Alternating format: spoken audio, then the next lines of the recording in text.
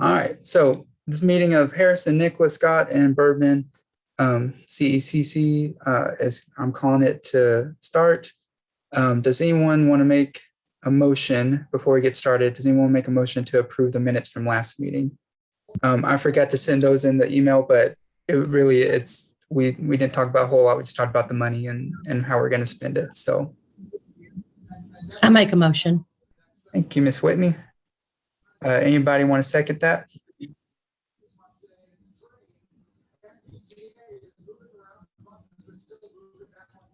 I'll second. Thank you, Danita. All right. So I want to go ahead and jump into the juicy stuff.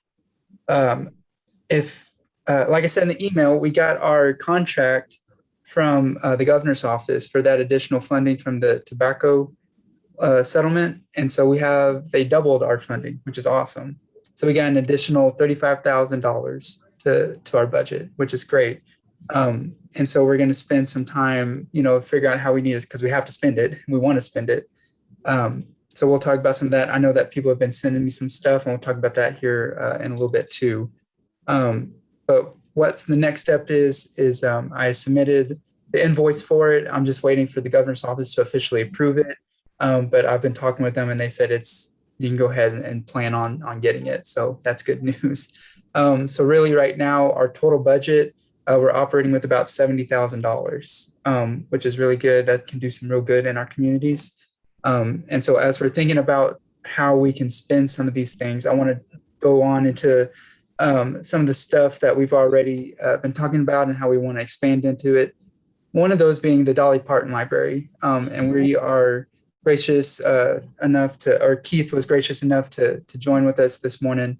And he is from Dolly Parton Library. And I think maybe some of y'all have already met with him or maybe met with the foundation.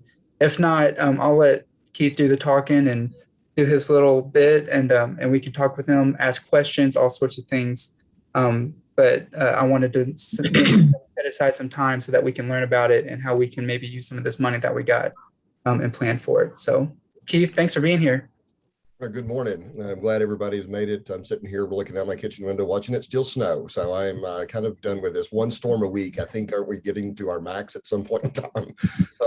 I actually work through the Collaborative Center for Literacy Development. We're housed and operated through the University of Kentucky, but we work through all 8 public universities in all 120 counties from early childhood through adulthood.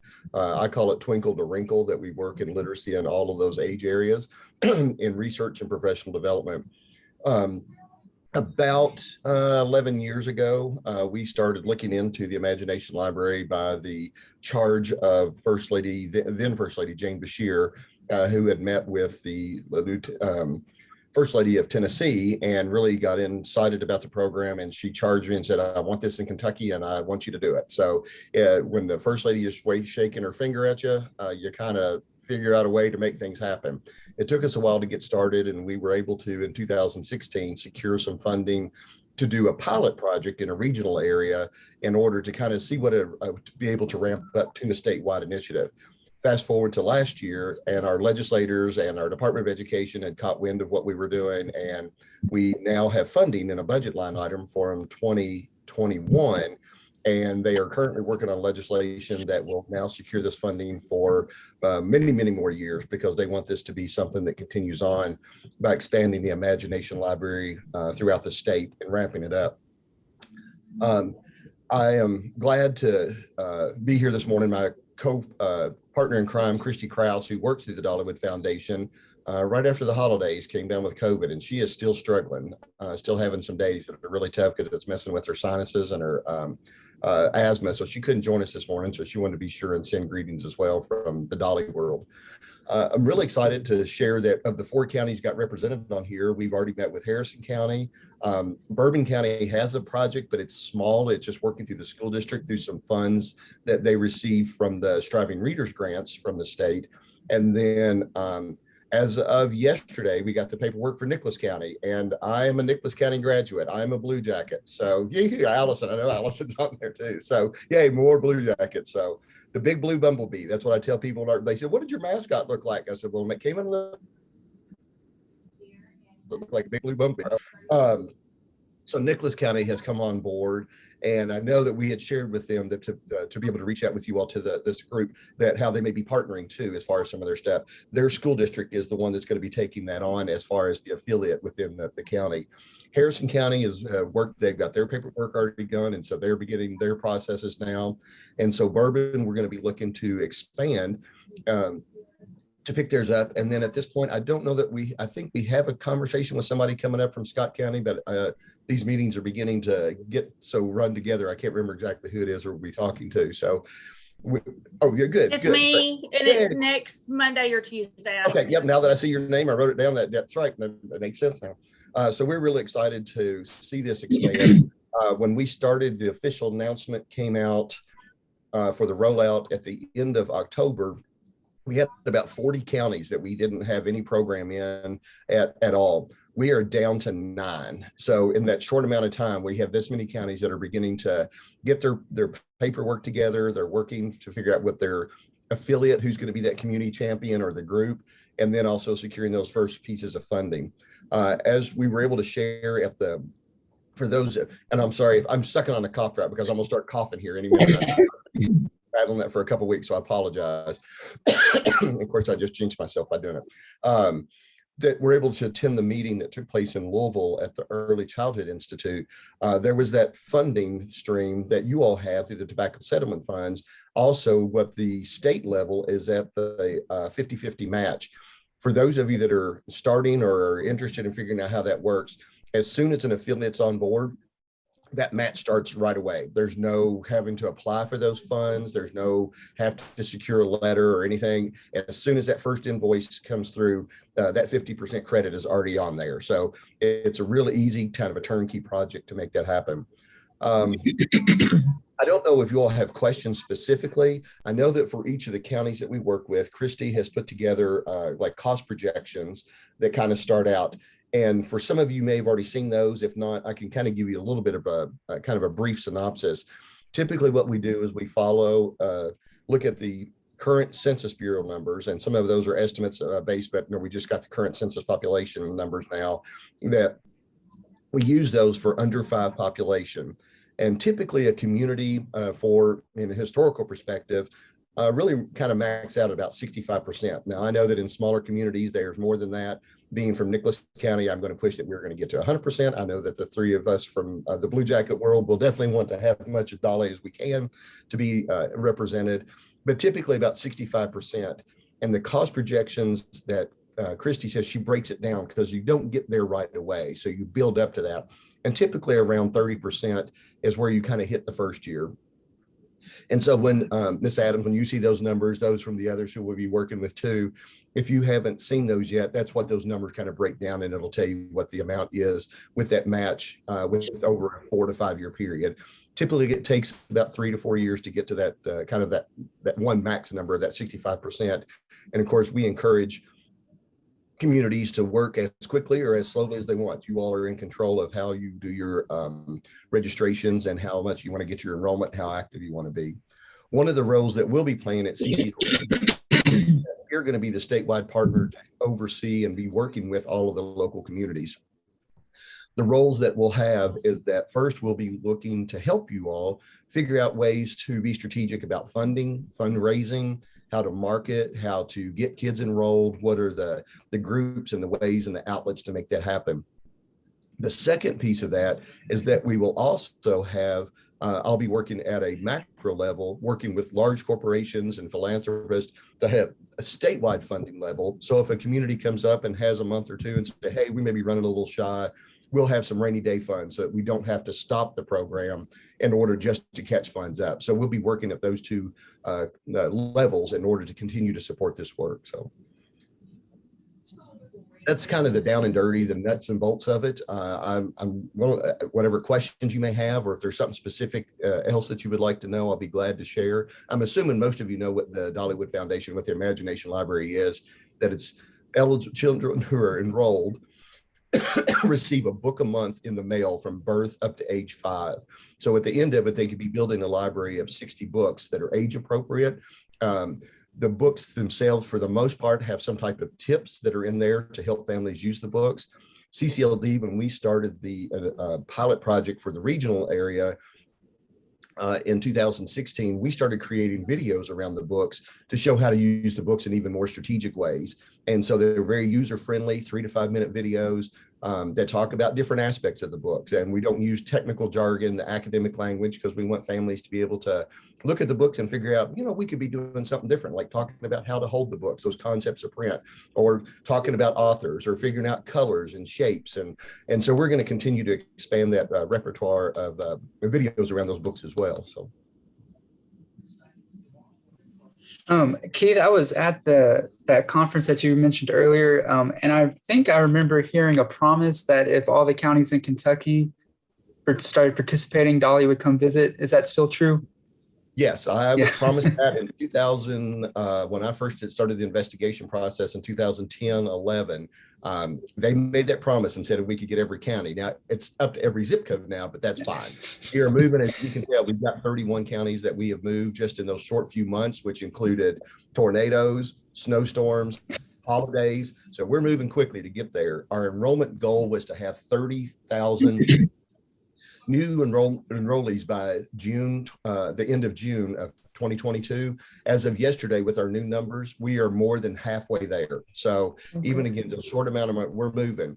And I've already put the bug in the Dolly's people that say we would really like to have something this fall. I don't know if that's going to happen, but we are pushing to. My goal is to make that happen quick. So. I guess before people start hopping on and asking questions, I know that, Nicholas County, Harrison County, I've already kind of been establishing stuff with y'all. Scott County could be a place that maybe we step up and help out, maybe facilitate some things. Is that just as a matter of like reaching out to you or Christy and saying, hey, we've looked at the numbers and maybe we get the school, like the Scott County schools, maybe we could talk with them. Or with the Nicholas and Harrison, since they're already doing it, it's possible for people to combine funds and support the expenses that way. Is that correct? Yeah, our goal is that we'd like to have one affiliate per county. It'll just make it much more streamlined and easier to manage. Working with school districts, someone in the community has to be a 501c3. And the reason of that is that Dollywood Foundation can mail the books at those bulk rates on behalf of a 501c3 in that community. That can be a separate standalone. It can be something that already exists, like the Friends of Library group, or it can be the school district. So we encourage for people to come together, that it doesn't necessarily have to be one entity, but maybe it's multiple entities that make up that community champion, that affiliate. And that way that there's shared responsibilities for not just the funding, but for the other aspects too. And so with some communities, we have the school district has taken the lead, and then others are contributing. Some have just set up separate entities where there's a small group and they're saying, hey, we're going to apply and we're going to become a 501c3 and we're taking on. So the structure of the organization in each county looks very different in each, but we certainly share the model so people can kind of look at different aspects. Sometimes it's the people that we first have a contact with, may not be the person. So Amy is not going to have to write a check for Scott County when we meet with her on Monday and say, hey, I'm funding it all, unless she just wants to. And Amy, if you want to, we'll definitely be glad to say that. But we will help Amy figure out if she doesn't have a team, how do we connect with those school districts, with the Kiwanis clubs, with the Rotaries, who are all becoming their library, to build that team, if that's something that we feel like that's what Amy needs. So, and we do that with each of the communities to kind of help be that bridge builder, or at least plant the seeds for those conversations to happen. Mm-hmm. Sure. Fayette County is one of those that we're doing that, because Fayette County being one of the largest counties in the state, we still don't have a true affiliate here. I've been managing just a small one for a number of years, but we need to ramp it up. And so we're having a community meeting that's going to be a lot of partners coming together for that. So figure out who that affiliate's going to be. So. Keith, that's what we did in Harrison County. We partnered with the Harrison County Cynthiana Public Library. And because they were the 501(c)(3), and so, but all the money will come through the Board of Education. And I know that we are sending out a notice to the chamber, because we're a chamber member, and then the chamber is going to blast it out on their email for everyone. So we're having a community partner event on February the 18th at the Harrison County High School. Oh, cool. Great. Awesome. That's a good idea, Whitney, for Scott County. We already have a good relationship with the Scott County Public Library at our center. We share books weekly. We already have that dialogue with them, so that might be a place to start. Hey, so Keith, do you mind sharing with how maybe some of the other CECs in the state that you've been working with, or maybe been in conversation with? Can you maybe give us some examples on how they've come together and partnered, or engaged with y'all? Some have been, I mean, again, it's very different in the different areas. We actually have another one this afternoon. We met with Boyd County yesterday, and then we're meeting with forget which, the Northeast Alliance, I think, which is the CECC in the Ashland area. And so we talked to Boyd County yesterday, the school district, and we told them that this meeting was coming up and how we might connect them so they could talk about either the shared funding piece of it, where they talk about how they might reach and enroll the children. So the roles have been very different. Some of them have taken on a regional approach. We met with Johnson County last week, and they were interested in finding out, and they are in an area where their alliance has, their CECC, that regional collaborative, has not been as active. And so they're finding a way to make, to bring it back, be more active, and then get the other two counties involved. So really, for the aspect of it, some of it is that funding mechanism because of the tobacco settlement funds. Some of it may just be that contribution piece that goes to whoever that area may be.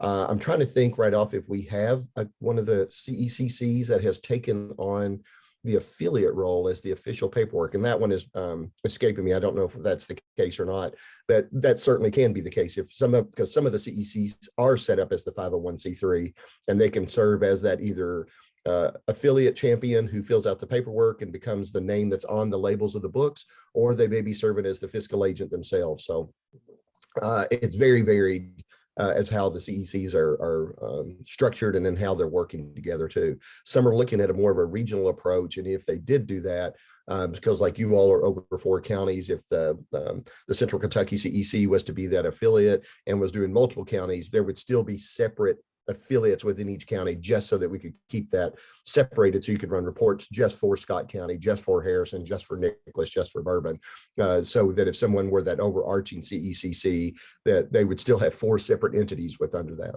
So I don't know if that answered your question or not. It's kind of a very broad answer, just because I think that the communication or the correspondence that we've had has been so varied as to what roles the CECs are playing.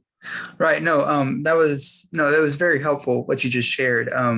Because as you're talking about how there had to be an affiliate in each county, I was thinking how that's going to happen, how we could be a part of that. But it would make sense, because you're saying that a regional collaborative or regional partner can be the funding source for it, but then we could have the different representatives from the counties on this count. I mean, if it played out that way, I know Harrison already had it set aside, but we could be the affiliate in that one and not have to be the sole funding that. Yeah. Absolutely. Yes. Right. And even thinking about the fundraising aspect, as we will be helping communities figure out, what's a good fundraising strategy for those two, my Nicholas County compatriots. Jockey was our big company for growing up there, and that's no longer in existence. So we don't have a major business, and that we're not the only county like that. So we talked about how that even taking whatever the amount may be for a year and dividing it up into 12 and get a business to sponsor a month. So you have a local business says, hey, I'll take on the month of January. Another business, a bank may come up and say, hey, I'll take February. And then you've now divided that number up into 12 segments, and it becomes much more manageable. And one of the nice aspects of that is those labels that are attached to the books that go out to the children, they'll have the overarching sponsor. So like for Nicholas County, it'd be the Nicholas County School District, but there's also a tagline underneath that they could say, this month's book sponsored by the local bank that's in the area, or the local restaurant, whatever it may be. And so there's a good kind of a marketing tool too for advertising that it's good to share with those local entities as well. No, I was not aware of that possibility. That's really helpful and a good idea. Absolutely. And it gets the community involved. I mean, once it starts going, everybody wants to go. This is one of the biggest community things that I've seen that really draw people together, because again, it's all about Dolly. Dolly doesn't do anything wrong. I mean, she's just fantastic. But the fact you're giving kids books, they're free to the families. people want to support and help in some way or the other. So whether it's through financial contributions or whether it's through helping to get kids enrolled and helping locate those kids, everybody seems to want to be involved with that. Does anybody else So have? I So have can a- the CECC,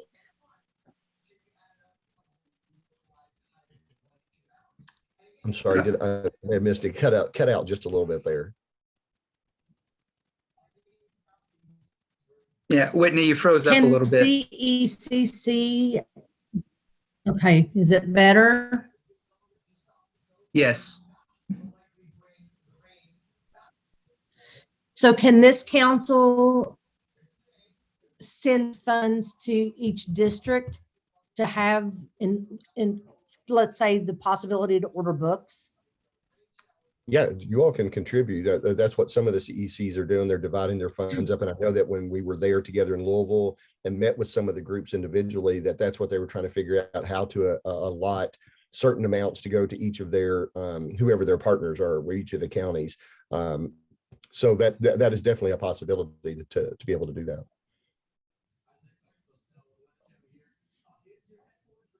And some have talked about how they just do it evenly and just give everybody the same amount, or some have looked at, hey, these will be our numbers once we see those projections and divide it up that way. So.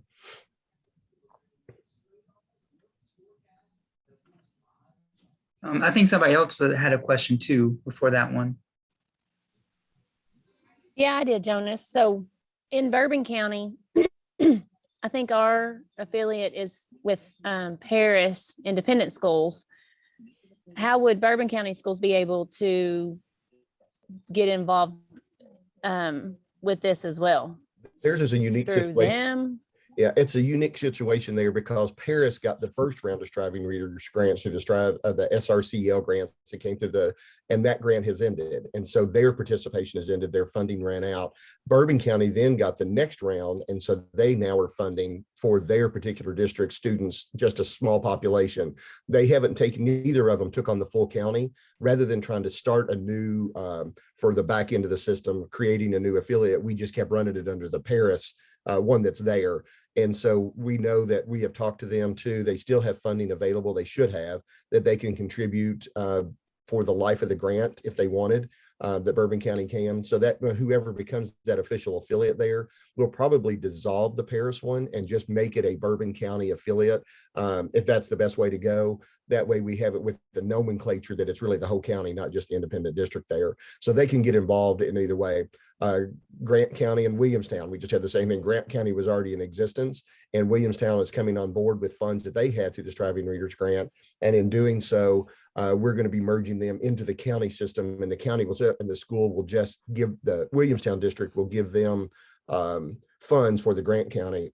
Those of you that are familiar with the independent school districts in Campbell County, who has like 25 million different independent districts up there, the individual that's working there is through the public library, and he has all the school districts on board, and he just sends them an invoice every month, and they contribute their funds and send in to him, and then he does kind of controls that. So, and it takes care of the payments and the invoicing. So that you'll have that one local entity. That's really what is the ideal, is to have that one centralized location where individuals can manage it, and then the districts can come on board. However, whether they're part of a multi district system or whether they're just one county. But so for Bourbon and Paris, what we're probably right now, Bourbon is the one that's got the contribution of the funds. Their kids are the ones that are active at the moment. But once it becomes a larger countywide, whether they're the affiliate or not, then there's funding there that they can use for whoever that might be. And so jumping forward a little bit, Keith, registration of kids. If we were to hold like say we're in one of these areas that already has something established with y'all, or excuse me, with the Dolly Parton Library, and we have like a community event, part of our regional collaborative grant is holding community events and doing stuff like that. Would we be able to have a space set aside in that community event for registration? Or does it have to be something more official, type things, if that makes sense? No, the communities control however they'd like to do it. So if they want to do a massive sign up through one of the festivals, one of the events, whether they can do something there. The registration can take place one of two ways. They can either do through a paper registration form that is filled out, and then someone at the local level will enter those registrations, or there's an online link where families can go to and register that way once everything is turned on. So having that's a great idea to be able to have something there to promote.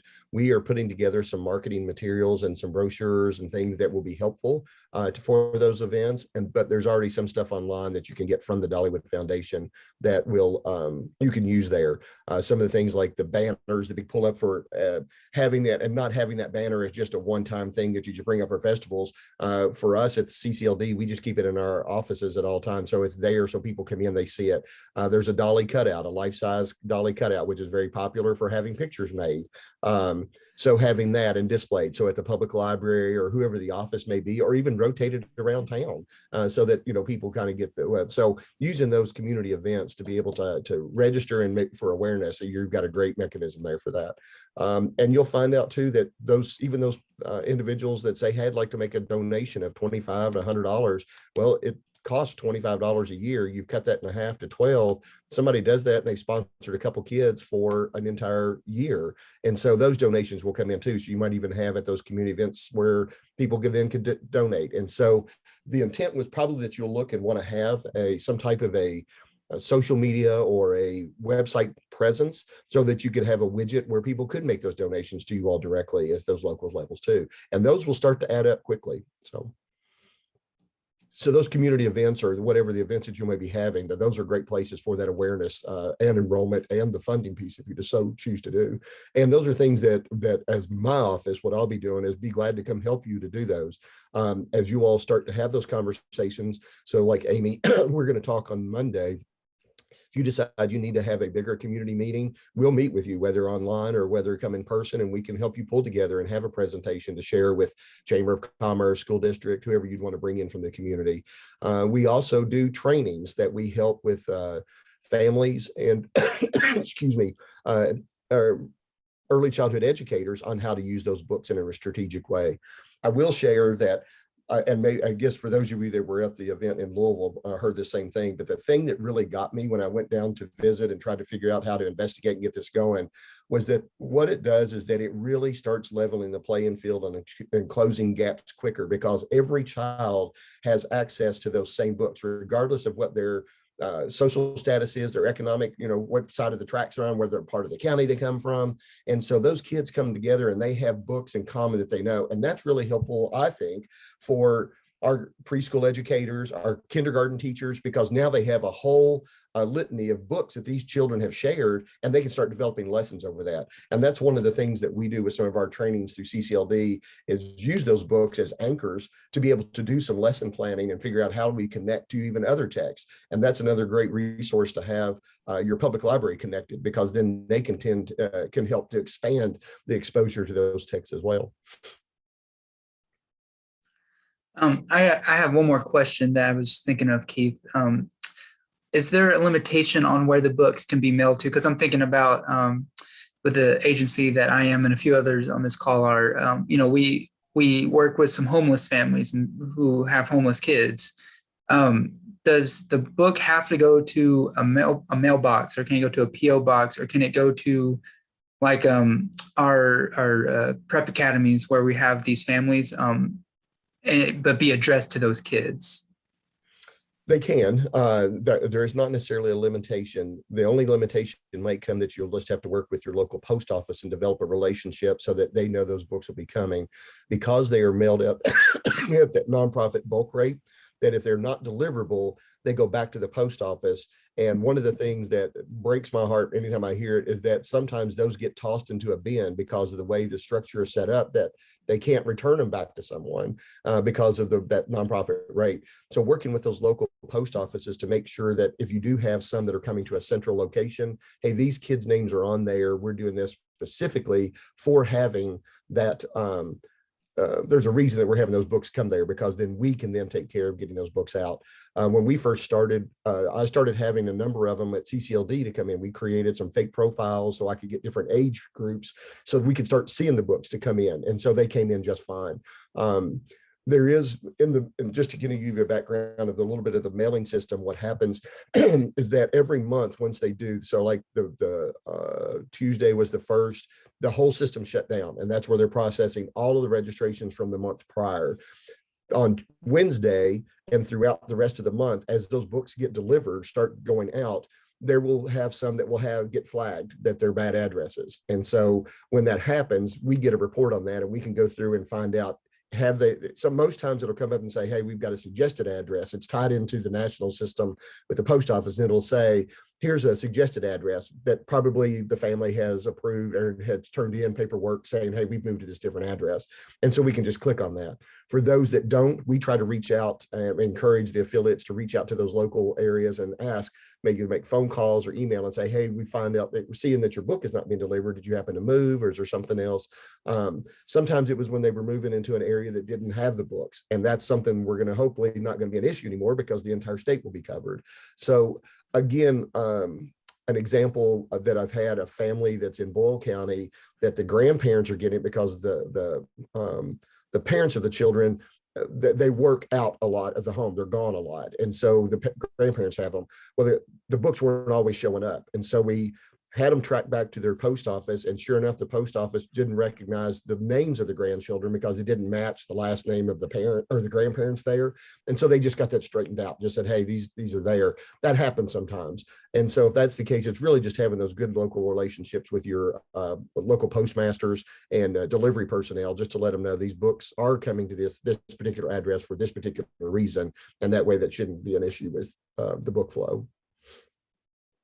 We are going to be working with one of our big goals is to be working with the foster care system, because those children move around a lot too and not having a permanent address. And so we're working to find a way to get those books to be able to follow those kids too. So. I grew up in Tennessee, so I know all about the Dolly Parton Library. And so I'm just excited. Thank you, Keith, for talking. Does anybody have any other comments or questions?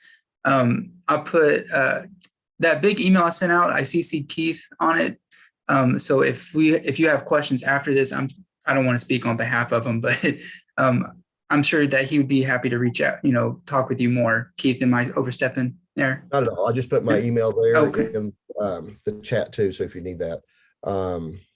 Yeah, I was just looking through some of the chat, see if there was anything I needed. Yes, having the same book that the families can work with. And also if the children have different ages, if there are multiple children in the home, they'll get different books based on their age group. So it's not just one book that goes out. It's age appropriate that follows whatever their age level is. So we're actually going to be presenting to the State Board of Education this coming Wednesday on the project and what we're doing. And again, showing that growth of what's happening there.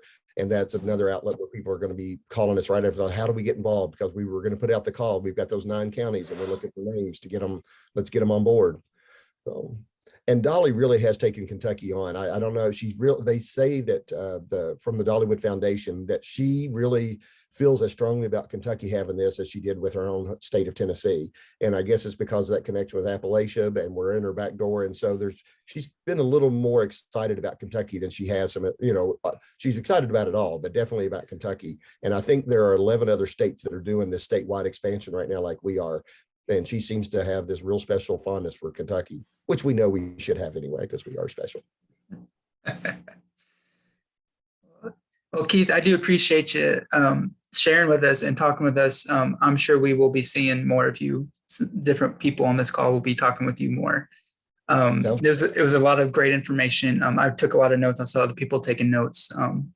And we're, as a collaborative here, I know that we are excited about how we can partner with what's already there and maybe how we can step up and help initiate some things moving forward.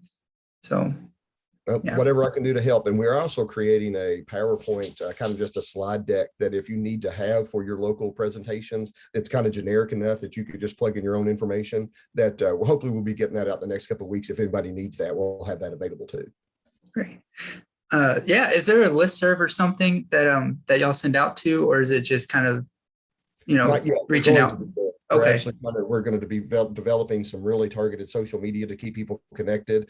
We will be developing a statewide advisory board as well as regional boards. So we may be tapping into some of you all to be on those boards to help us for the representation. And then our intent is that we will also have a statewide meeting that we're going to tie in, and that's what I'm hoping for. Don't be telling everybody. It's just because Nicholas County's on here. I'll tell you all this, but I'm hoping to have the meeting at a time when Dolly can be here so that everybody will have access, so that every county can actually get there. So that's my goal. If I can get that done, I'll consider it a well-deserved goal to be finished. So Absolutely. Well, there's a lot of gratitude for you in the comments, Keith. So a lot of gratitude. Can I make one statement? I worked with Bourbon County Extension Office. I'm an FCS agent there. And I want to encourage people to reach out to their local extension offices, because we don't necessarily have money, but we have manpower and interest, and we'll be tickled to death to help any county, I'm sure. that's great information. Yes. Yeah, at the university level, CCLD and the extension offices are the only two things at UK that actually cover all 120 counties. So we've always kind of prided ourselves on that we have that with the extension offices. So that's fantastic. Does anybody have any other comments or questions while Keith is here? Okay, well, good deal. Keith, you're more than welcome to stay on if you want to. We got a few other voting action items that we got to make. I don't know if that would interest you or not, but I have this large small horse that she is dying to go out. So I may not stay on the call for those pieces because we didn't get out this morning because of the snow and ice, and it's now just trickling snow. So I think she's good to go, but she gets to rule the roost. She's that big. So I let whatever she wants to do, she tells me. So, well, thank you so much, Keith. We do appreciate you. thank you. You all have a great day and be safe out there. And go Bengals and go Cats and Blue Jackets. All righty. I hope that was helpful. Was that good information for everybody? I think he gave us a lot to chew on, and maybe how we can partner with some of the other people in our communities and counties on maybe how we can get involved in that. I think it'd be really great, even if we started off maybe sponsoring a month of books for something, putting our name on there. That way we get more engagement and more awareness, and maybe we can get some more resources out to people. I think that was really interesting. And so I want to be respectful of people's time. So we don't have to, unless y'all really want to spend some more time talking about this. We had the library in Bourbon County set aside for today, and obviously that didn't happen. But Danita has been really great in arranging that for us. And so she's already reserved it for the next month's meeting, which is March 4th. And so unless things shake out to where we can't, I'm going to go ahead and say we can move the quarterly in-person meeting till next month. And then, of course, if you're not comfortable or you just can't be there, we'll set a computer up where you can join virtually too. But I think maybe next month, that'd be a really good way. Maybe we can all spend some time talking with the other people in our communities, and maybe in March, we can have a more detailed conversation on how we as a collaborative can partner with some of the other people in the communities. That's my thoughts Keith, behind what it. time will that, I'm sorry, what time will that meeting be? In March, just 9:30, which is going to be like the normal meeting time. Mhm.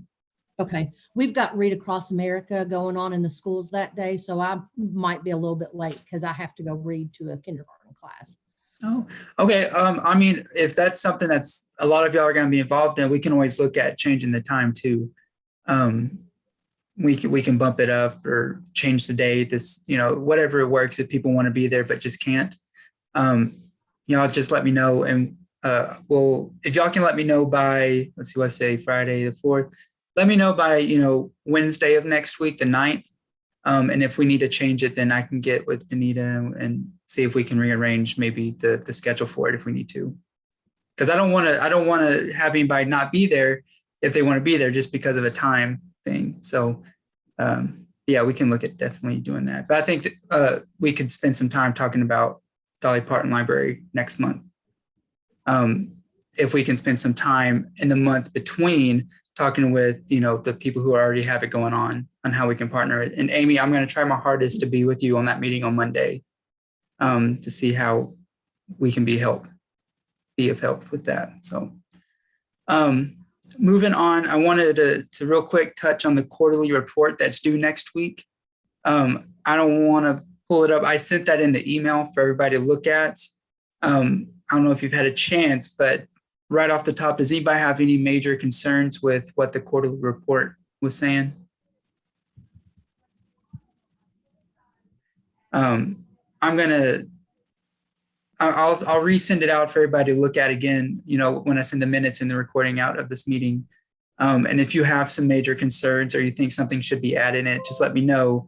I just have to get me endorsed to sign it by next Friday. So, but basically what I was talking about, I just talked about how COVID and staff turnover have been affecting us, but also how we've been trying to re-engage the council ourselves and get it more organized and structured so that we can reach out to the different communities, those types of things. That's basically what I was saying in it. The financial report, nothing much has changed except for the fact that we got that additional funding. We haven't spent a whole lot yet. I haven't put any invoices in yet for things. I know y'all been sending me stuff. So it's not radically different than the last quarterly report. But if anybody has any major concerns, just let me know about it. I wanted to give some time. I don't see Andrea, but I think Bridget's here. Yes, I'm here. Bridget is new. She and is it Andrea? Am I saying her name right? Yep, Andrea Heil.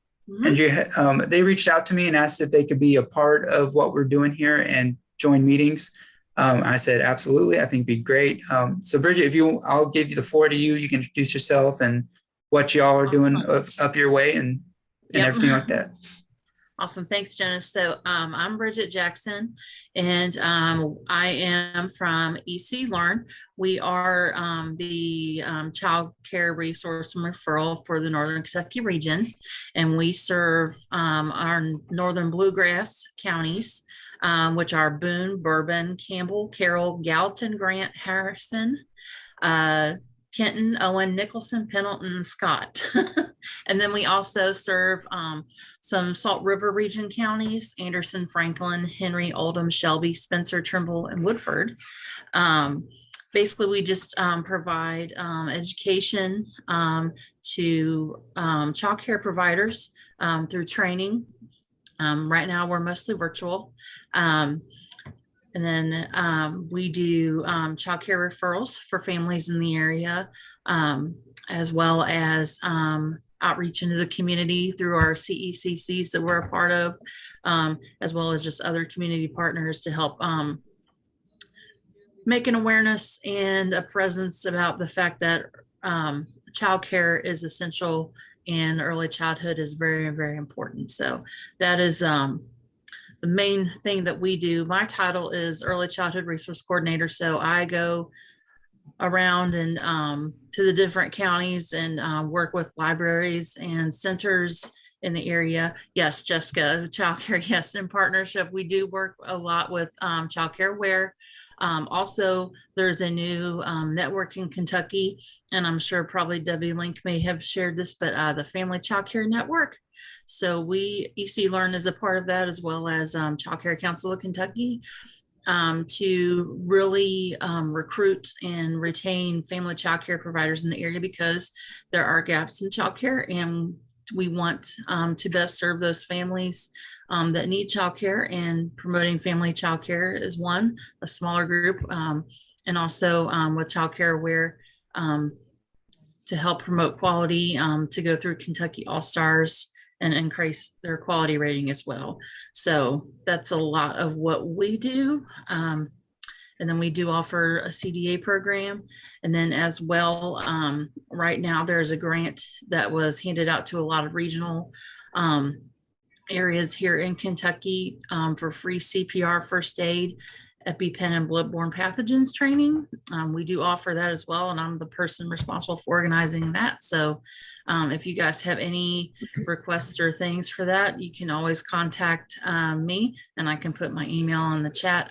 If you know of any programs in the area or you're interested in being a hosting site, we're looking for ways to get down in our southern counties. So that is kind of what EC Learn does. And again, we have plenty of partnerships, Child Care Aware, Family Child Care Network, and also our CECs that we're part of. So that's just about us. And then Andrea said to mention EC Learn used to be part of a other organization, a 4C for Children. They left the area. So EC Learn, we kind of got together and organized ourselves and stepped in back in July of 2020. So we're fairly new, but we've been around. So we just wanted to make sure everybody knew that we're here to support you in our area, again, with all the other partnerships that we have, just to do our work and continue all of our advocacy for early childhood education. So that's about it. Thank you, Bridget. I appreciate you, wanting to get involved and sharing. Debbie, I saw you popped on the camera. Did you want to use some time and talk about what y'all do too? I can. We offer the same services, but I will tell you that we are really excited to collaborate together with EC Learn. And I think, a lot of you all are on there and we've trained for years kind of thing. I know most of you all personally, or a lot of you all personally, but it's not, we've got to get away from, turf issues and how we can collaborate together. And I think that we've got a really good start with EC Learn, and it kind of stemmed from the Family Child Care Network. And I think that that's a great opportunity for us. So we'll always be here to support each other. And I think that that's really what we're looking for. So whether it's Bridget or the Child Care Council or EC Learn or the Child Care Council, our goal is to work together. So I think, either way, because Bridget, we talked about at the last meeting, offering free CPR. We told them, we offer that too. So, and it's really just about getting people trained and getting people, that's what we're about. And that's the collective goal. So I do want everybody to know that, that we're really, striving to work together, and especially with these, even the CECCs, there's so many opportunities for us to do that in our regions. So I think, however we can be there to support you, that's what we're here for. So whether it's training or CPR, whatever it looks like, we're here to be the middleman for you too when you need help. So, reach out to either of us and we'd be happy to help. Thank you, Debbie. Thank you, Bridget. It's just really good that we have y'all up here, to make people aware of, the opportunities for training, development, safety stuff. So I'm really grateful for y'all being a part of this and joining us. I saw Bridget put her email in the chat. So if anybody wants it, I'm including her on the distribution list, so you can find her on there as well. Along with Debbie's email too, if anybody has more questions or anything like that regarding training. It's just something to think about, especially when it's free. It's always good. That's my favorite F word. Okay, anyway. Couple more things I wanted to remind everybody about. Scott Turner, who isn't on here right now, he's really big into Brigance and able to do some training and able to help do some Brigances if anybody wants to take part with their kids with the developmental screenings. Along those lines, if you need some materials like Brigance stuff, let me know and we can order you some. Speaking of buying stuff, especially with all this money that we got, y'all have been sending me things and I'm very grateful for that because we need to spend this money. I was out for a week unexpectedly. And when I came back, I had over 200 emails in my inbox. And then it just kept on piling after I got back. So I'm trying to still sort through them. So I'm going to ask, if you don't mind, if you had sent me an email request about stuff, if you will resend it to me, just so I don't miss it. And in the subject line, if you'll put CECC spending, That way I can sort it out and make sure that I keep track of it. Amy, I still have the rec that you've given me that I'm going to work on. And I know a few of y'all have sent me stuff, but yeah, if you don't mind just resending it to me, I'm going to try working on those to start getting some of those out. I talked with the governor's office about, like, for instance, like furniture and things like that, because a few people have been asking about cabinets and tables and chairs and stuff. And if we can justify it that it's going to increase the quality of care or increase the stars rating, if you participate in that, then we're golden. And so I feel like that's fairly easy to do if we can say that, like, if you need some more tables and more chairs, or you need like a couch or something, and and the one you have is pretty ratty. If we can get you a new one, that's improving quality of care, that's improving the stars rating potentially. So I feel like that stuff is pretty easy to justify. Speaking of justifiable and allowable costs, there's another CECC Institute happening at the Galt House in Louisville. That is March 15th through the 16th. So if you're interested in going to that, or maybe have some staff going with you, well, I don't know if staff, I mean, you may want to take some staff, but this is going to be really geared toward CECC things and this council specific type of stuff. So if any of y'all want to go, the funding allows for us to pay for your registration, pay for your hotel stay, that type of thing. But spots are filling up, I've heard. So if you want to do that, just let me know pretty quick, and we'll get that going for you. And then, yes, somebody asked about conscious discipline. Yes, conscious discipline numbers. If you'll send those to me again, I'm going to try to figure out a better way to disperse them, because the way right now that it has to come from one single account. And I don't mind being that single account, but I want y'all to be able to have access to send it to who you want to. So I'm going to try to call conscious discipline and see if I can figure something out. But yes, if you'll go ahead and send me the numbers again with the subject line CECC spending, that way I can recalculate, make sure I got my numbers together. On the agenda, you'll see the official requests of stuff. I was going to set aside some time to actually have people tell me some things that they're wanting. So I can write it down, but I want to be respectful of people's time, so we won't do that today. But I did include on the agenda that I sent out directly from the RFA, the use of funds, what's allowable, what's not allowable. So basically what we can spend money on, what we can't. So if you have questions about stuff, you can look at that. And if not, you can reach out to me. And if I have questions, I'll reach out to the governor's office. They know me by name now because I've been bugging them so much. So another thing that I would like for us to talk about next month when we all meet again. So we'll talk about some Dolly Parton, how we can utilize some of our funding for that. I'd like for us to start doing maybe some more community events, because I don't know if people know about us very much, about what we do and what we're capable of, because we have some money, we have the knowledge, we have a lot of wisdom, and we have a lot of resources and connections on this call alone. And so I want to make sure that we're using our potential to the fullest. And a lot of the other collaboratives across the state do these community events. There's one county I talked to, they have a whole car, like a whole big van, and they just pile stuff in and they travel around the different counties with their logo plastered on the side, and they have resources that they do stuff. I don't think we quite have the money to buy a car and do that type of thing. But if you're hearing of community events or parades or different type of things where we can maybe put our name in and partner with stuff, I think that'd be great. I think maybe we should start looking at getting into that. So that and the Dolly Parton are the two things I'd like for us to spend some time talking about next month when we all meet.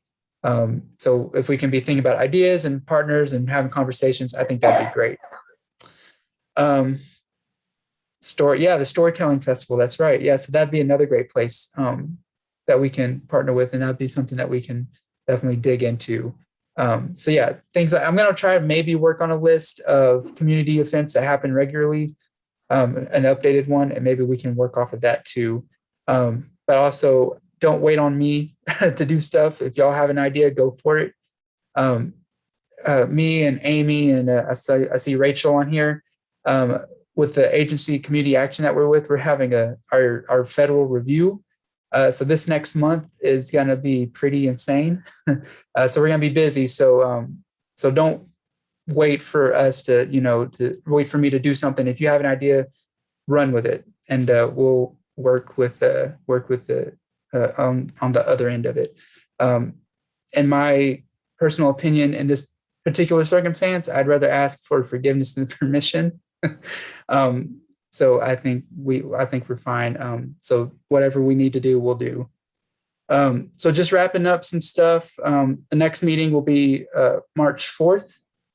And we'll talk about the time. And if we need to change the date, we'll send out that next week. I've been working with some IT people, and there's a chance that we might switch to a Teams platform if that's easier for people, because sometimes people's emails get lost and this can be a little difficult. So I'm looking into seeing if it would be beneficial, but I will definitely let y'all know if that's an opportunity that we want to take, and we'll talk about it before we officially do it. And then I've talked a lot, but I want to make sure that I leave the floor open for y'all. Does anybody have any questions or comments or discussions that they want to have with everybody here? If I could, I would just like to introduce myself. I am the new health and safety coach for the area. So if you have providers or anyone that needs a health and safety coach, I'm here. Thank you, Allison. Thank you. One of my favorite parts about this council is that I know a lot of y'all have been on this for a long time and know each other. So I'm still getting to learn everybody in different ways. But it's just really cool to see all the different connections and resources and the passion that people have. Like a year or two ago, I would have never known that a health and safety coach for early childhood or any type of thing was a thing anyway. I didn't even know there was a whole profession about training early childhood professionals like Bridget and Debbie do. I didn't know that libraries had a part to play in early childhood. I didn't see how everything was so connected together. But I've definitely found my niche in early childhood, and just makes me happy to see everybody all here together, and all the different connections and wisdom and resources and ideas and thoughts and beliefs that we all share and have. So I'm really hoping that maybe as we all get to continue knowing each other better and maybe reorganizing the council, maybe that'll come to fruition, and we can just utilize all the potential that we have. And I think it's a lot. Does anybody have anything else that they want to talk? Thank you, Allison, for hopping on, and nice to meet you. I'm hoping maybe you can keep coming back with us. Does anybody have anything else they want to talk about before we hang up for the day?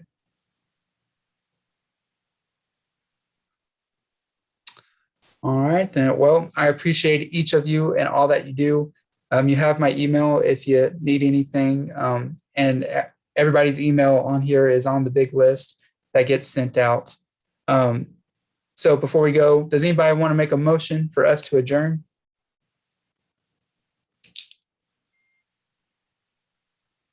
I will. Debbie Lank. Thank you, Debbie. And then anybody want to second that? I will second Nikki Mullins. Thank you, Nikki. All righty, y'all. Like it's saying in the chats, y'all stay safe, y'all stay warm. I appreciate each of y'all. And I'll see you, if not next month, I'll see you sometime between. Bye, y'all.